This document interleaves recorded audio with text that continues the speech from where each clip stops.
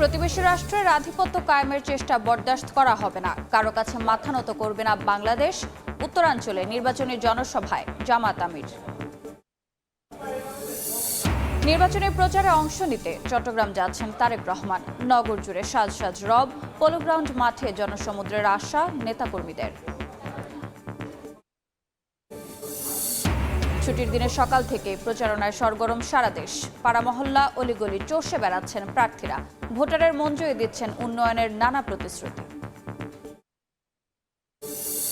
এবং ভাঙা হয়নি পুরনো সেতুর পিলারের পানির নিচের অংশ। শরীয়তপুরে 8 বছরে শতাধিক নৌ দুর্ঘটনা, ব্যবস্থা নেওয়ার আশ্বাস জেলা প্রশাসনের।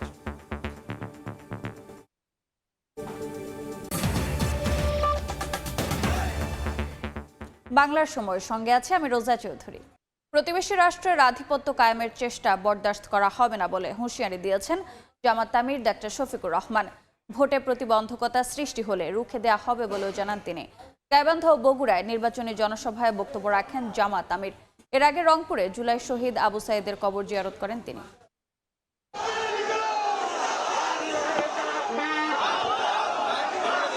নির্বাচনী প্রচারণায় দেশের উত্তরাঞ্চলে জামায়াতের আমির ডাক্তার শফিকুর রহমান। সফরের দ্বিতীয় দিন গাইবান্ধার পলাশবাড়িতে 10 দলীয় জোটের নির্বাচনী জনসভায় যোগ দেন তিনি। খণ্ড খণ্ড মিছিল নিয়ে সমাবেশ স্থলে আসেন নেতাকর্মীরা। কানায় কানায় পূর্ণ হয়ে ওঠে স্কুল মাঠ।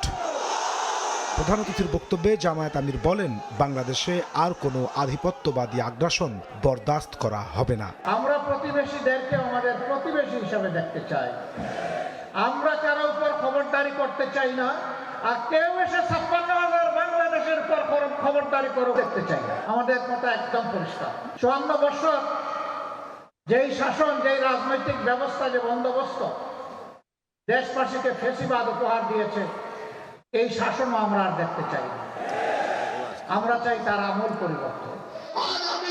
এরপর বগুড়ার ঐতিহাসিক আলতাফুন্নেসা খেলার মাঠে নির্বাচনী জনসভায় যোগ দেন শফিকুর রহমান। পরে শেরপুর উপজেলার পথসভায় যোগ দেন তিনি। বলেন, ইস্তেহারের নামে প্রতারণা করবে না জামাত। সরকার গঠন করলে 5 বছর পর্যন্ত শিশু এবং 60 বছরের ঊর্ধ্বে সব নাগরিকের স্বাস্থ্য সেবার দায়িত্ব নেবে সরকার। 5 বছর বয়স পর্যন্ত সকল সন্তানের চিকিৎসার ভার নেবে রাষ্ট্র। 60 বছরের ঊর্ধ্বে সকল বয়স্ক মানুষের চিকিৎসার ভার নেবে রাষ্ট্র। বগুড়া থেকে সিরাজগঞ্জের ইসলামিয়া কলেজ মাঠে জনসভায় যোগ দেন জামায়াত আমির। পরে 10 দলীয় জোটের শীর্ষ নেতাদের নিয়ে অংশ নেন উল্লাপাড়ার নির্বাচনী জনসভায়। দাড়িপাল্লায় ভোট চাওয়ার পাশাপাশি উত্তরাঞ্চলে কৃষিভিত্তিক অর্থনীতি গড়ে তোলার প্রতিশ্রুতি দেন তিনি। বেকার ভাতা দিয়ে তোমাদেরকে অপমান করতে চাই না, আমরা তোমাদের হাতে কাজ তুলে দিয়ে তোমাদেরকে সম্মানিত করতে চাই। প্রত্যেকটা হাতকে দেশ গড়ার কারিগরের হাতে রূপান্তরিত করতে চাই। এই রূপান্তর না হওয়া পর্যন্ত আমাদের প্রয়াস অব্যাহত থাকবে। মায়ের সম্মান কেমন হয় তা বিশ্ববাসী দেখবে ইনশাআল্লাহ। আপনারা ঘরে থাকবেন নিরাপদ, চলাচলের নিরাপত্তা করা হবে নিশ্চিত, কর্মস্থলে আপনারা থাকবেন সম্মানের সাথে নিরাপদ ইনশাআল্লাহ। এর আগে শনিবার সকালে আবু সাইদের কবর জিয়ারত করেন জামায়াতের আমির ডাক্তার শফিকুর রহমান। শহীদদের স্বপ্নের দেশ গড়ার প্রত্যয় জানান তিনি।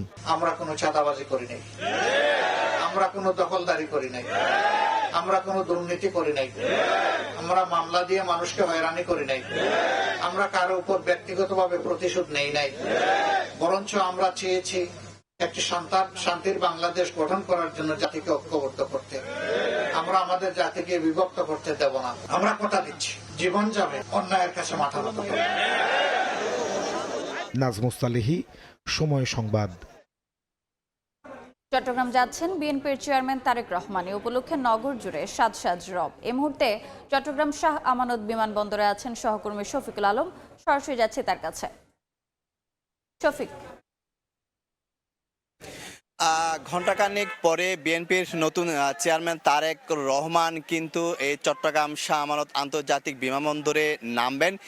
তিনি BG-147 ফ্লাইটে করে এখানে নামবেন। এরপরে কিন্তু এখান থেকে কিন্তু গাড়িতে করে তিনি রেডিসন ব্লুতে যাবেন। এই মুহূর্তে কিন্তু যেখানে বিপুল সংখ্যক আইন শৃঙ্খলা রক্ষা বাহিনীর সদস্যদের এখানে মোতায়েন করা হয়েছে এবং নেতাকর্মীরাও আসছেন। তিনি যখন আসবেন তার গাড়িতে করে হয়তো নেতাকর্মীরা ফুল দিয়ে তাকে বরণ করে নেবেন। পরবর্তীতে তার যে গাড়ি সে গাড়িতে করে কিন্তু এই যে শাহ আমানত আন্তর্জাতিক বিমানবন্দর থেকে এলিভেটেড এক্সপ্রেসওয়ে হয়ে তিনি রেডিসন ব্লুতে যাবেন এবং সেখানে তিনি রাত্রি যাপন করবেন এবং সেখানে রাত থেকেই আগামীকাল সকাল যে 11টায় চট্টগ্রামের যে পলো গ্রাউন্ড মাঠ রয়েছে সে পলো গ্রাউন্ড মাঠে কিন্তু চট্টগ্রামবাসী ছাড়া দেশবাসীর উদ্দেশ্যে বক্তব্য দিবেন। তো এই মুহূর্তে আমরা চট্টগ্রাম শাহ আমানত আন্তর্জাতিক বিমানবন্দর দেখতে পাচ্ছি। আইন শৃঙ্খলা রক্ষা বাহিনী মজুত করা হয়েছে, পুরো নিরাপত্তার চাদরে ঢেকে রাখা হয়েছে এই চট্টগ্রাম শাহ আমানত আন্তর্জাতিক বিমানবন্দর। কারণ কিছুক্ষণ পরে কিন্তু এখানেই কিন্তু তারেক রহমান নামবেন। আপনারা জানিয়ে রাখি তারেক রহমান কিন্তু দীর্ঘ 21 বছর পর চট্টগ্রামে আসছেন। এর আগে কিন্তু 2005 সালে কিন্তু তিনি চট্টগ্রামে এসেছিলেন এবং চট্টগ্রামে আসার পর এবার আসছেন। আপনাকে জানিয়ে রাখি এই চট্টগ্রামকে আসলে বলা হয়ে থাকে বিএনপির ঘাঁটি হিসেবে বলা হয়ে থাকে। সেই বিএনপির ঘাঁটিতে অর্থাৎ মায়ের তার বাবা যে স্মৃতি বিজড়িত চট্টগ্রাম এবং মায়ের যে স্মৃতি বিজড়িত সেই চট্টগ্রাম থেকে কিন্তু কালকে জাতির উদ্দেশ্যে ভাষণ দেবে, বক্তব্য রাখবেন এবং চট্টগ্রামের জন্য বিভিন্ন দিক নির্দেশনামূলক বক্তব্য হয়তো থাকবে।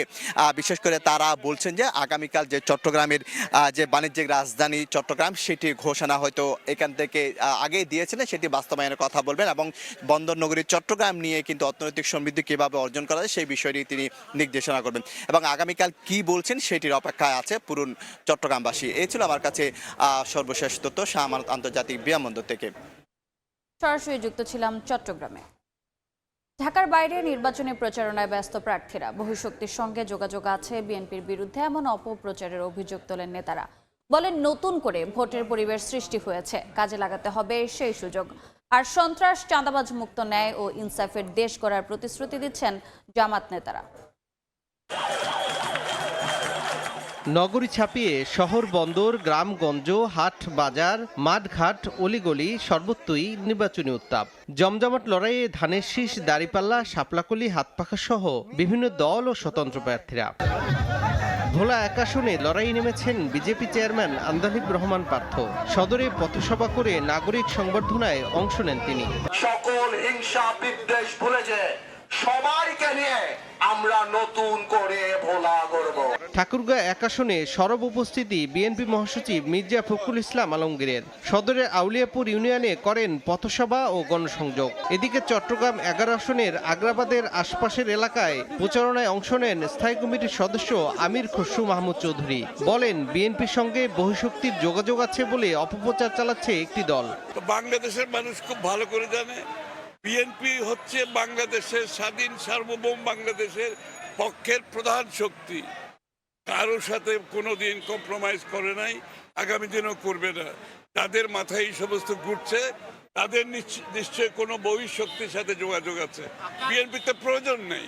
আমাদের দল থেকে বলা হচ্ছে যে আমরা মায়েদের জন্য আমরা ফ্যামিলি কার্ড দিব, অর্থাৎ আমরা যদি নির্বাচিত হতে পারি তাহলে মায়েদের চাল, ডাল, তেল, লবণ কেনার জন্য অত্যন্ত ন্যায্য মূল্যে সে ব্যবস্থাটা আমরা করব।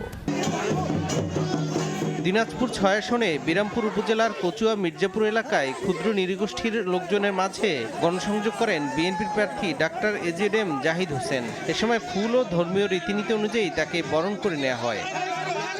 রাজশাহী 2 আসনের বিএনপি প্রার্থী মিজানুর রহমান মিনু কাশিয়াডাঙ্গা এলাকায় প্রচারণা চালান। নির্বাচনে জয়ী হলে আসনটিকে উন্নত শহর হিসেবে গড়ে তোলার প্রতিশ্রুতি দেন তিনি।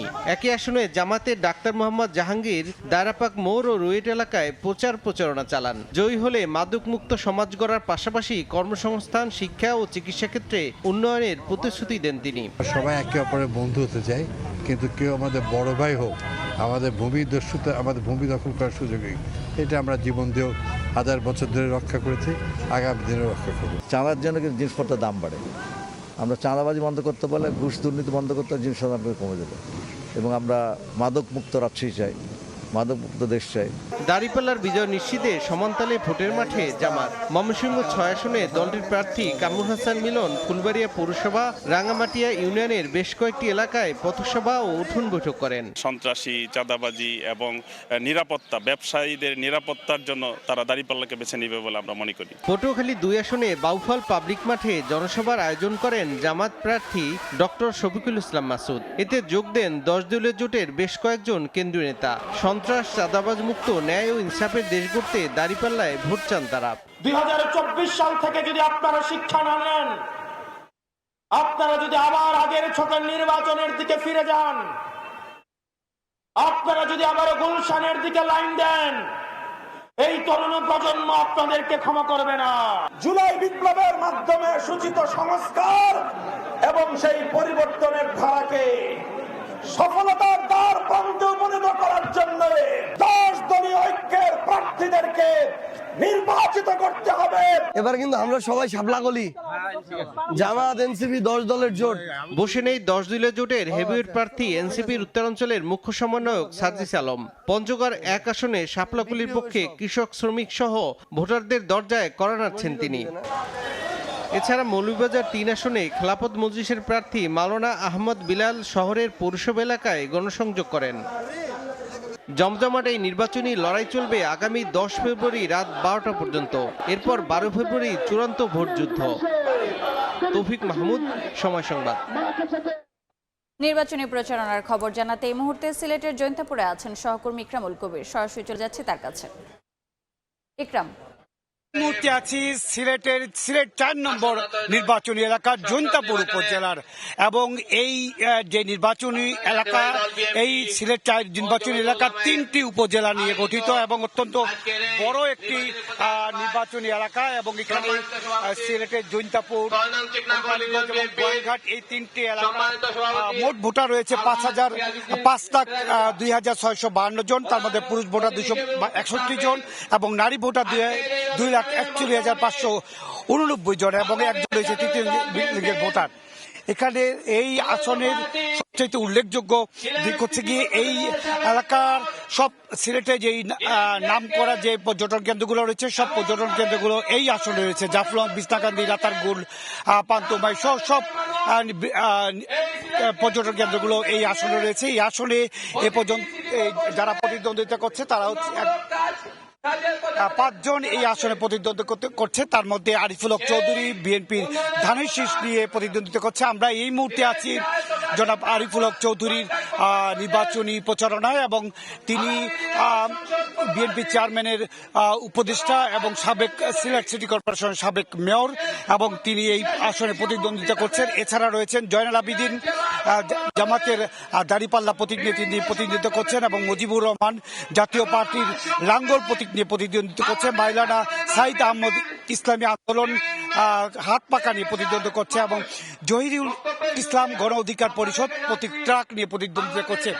এই মুহূর্তে বাংলাদেশ জাতীয়তাবাদী দল বিএনপি এবং জমিয়তে উলেমা ইসলাম বাংলাদেশের এই চিকনাগুল ইউনিয়ন যেই নির্বাচনী প্রচারণা আয়োজন করেছে, সেই প্রচারণা চলছে। কিছু সময়ের মধ্যেই আমাদের এই যেই এখানে যারা আছেন তারা ইতিমধ্যে সভা শুরু করে দিয়েছেন মাগরিবের নামাজের পরপরই, এবং এই আসনে যেই প্রার্থী আরিফুল হক চৌধুরী অল্প কিছু সময়ের মধ্যেই এই সভাস্থলে এসে উপস্থিত হবেন, এবং তিনি এই জৈন্তাপুর উপজেলার বিভিন্ন এলাকার বিভিন্ন ইউনিয়ন, বিভিন্ন গ্রাম পর্যায়ে সভা করছে, জনসভা করছে, পথসভা করছে। এবং আমরা দেখেছি সিলেটে যে 6টি আসন রয়েছে, 6টি আসনের প্রত্যেকটি আসনের প্রার্থীরা চষে বেড়াচ্ছে সারাদিন, এবং প্রার্থীরা চাচ্ছেন আগামী 12ই ফেব্রুয়ারি যে নির্বাচন, এই নির্বাচন যাতে সুষ্ঠু, অবাধ এবং নিরপেক্ষ একটি নির্বাচন যাতে হয়, সেই জন্য প্রার্থীরা অধীর আগ্রহে অপেক্ষা করছেন, সমর্থকরা অপেক্ষা করছেন, এবং ভোটাররা অপেক্ষা করছেন 12ই ফেব্রুয়ারি যে নির্বাচন, সেই নির্বাচনে যাতে করে একটি অবাধ, সুষ্ঠু, নিরপেক্ষ এবং একটি স্বতঃস্ফূর্ত নির্বাচন হয় এবং উৎসবমুখর একটি নির্বাচনে তারা ভোটাধিকার প্রয়োগ করতে পারে, সেজন্য অধীর আগ্রহে অপেক্ষা করছে। করেছেন এই এলাকার ভোটার সহ সমগ্র সিলেটের 6টি আসনে সমগ্র সিলেটের জেলার এবং সিলেটের বিভাগের ভোটার অধীর আগ্রহ নিয়ে অপেক্ষা করছে। এবং এই মোটামুটি এই ছিল সিলেট 4 আসনে যে ধানের শীষ প্রতীক নিয়ে আরিফুল হক চৌধুরী যে প্রতিদ্বন্দ্বিতা করছে তার সমর্থনে যে সভা চলছে সেই সভার সবশেষ। সরাসরি যুক্ত ছিলাম সিলেটের জৈন্তাপুরে। জাতীয় সংসদ নির্বাচনের জন্য জেলা প্রশাসন ও পুলিশ বিভাগে প্রস্তুত আছে বলে জানিয়েছেন আইন উপদেষ্টা ডক্টর আসিফ নজরুল।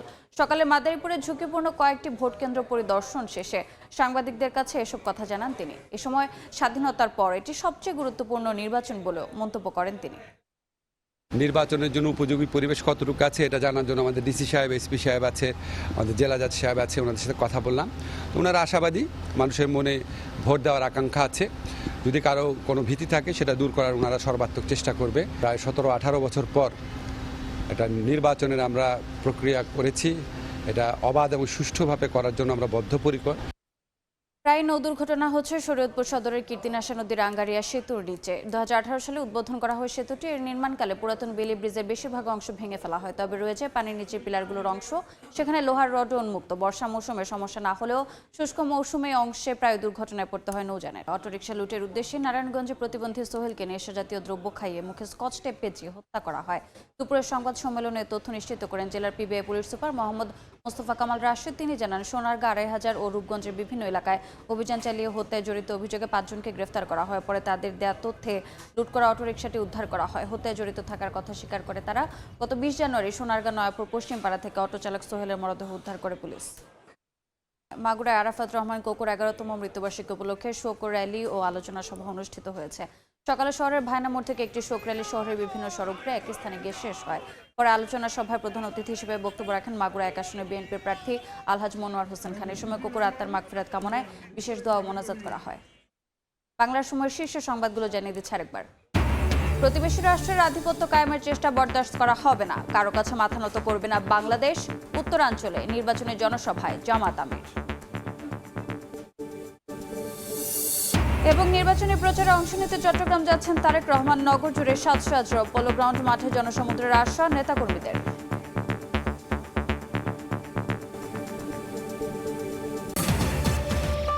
এ ছিল বাংলার সময়। এরপর সন্ধ্যার সময় নিয়ে সঙ্গে থাকবেন জিন্নাতারা যশোয়া। রোজা, আপনাকে ধন্যবাদ। সন্ধ্যার সময় নিয়ে আসছি কিছুক্ষণ পর, সঙ্গেই থাকুন সময়ের।